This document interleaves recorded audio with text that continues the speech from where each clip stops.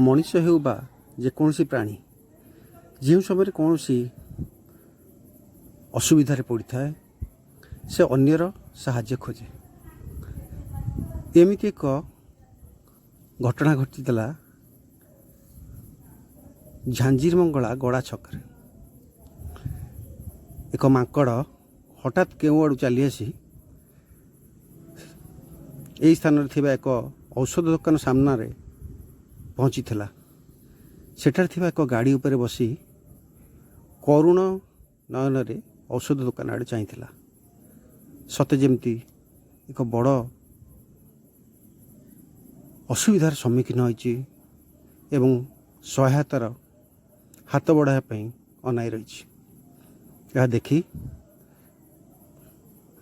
औषधि दुकानी और तांकर जड़े सहयोगी माकड़ पाखे पहुँचले।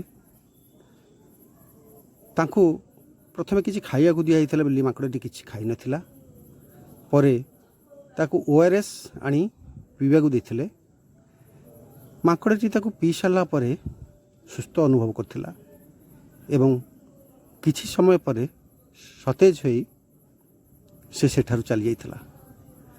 एई घटना को देखिया पई स्थानीय लोकंकर भिड़ जमीथिला। तो कथा हेउची मनीष हो कि प्राणी असमय सहायतार हाथ बढ़ावा यह ही मानविकतार गुण एवं यह प्रमाण कर देखते औषध दुकानी किशन भाई।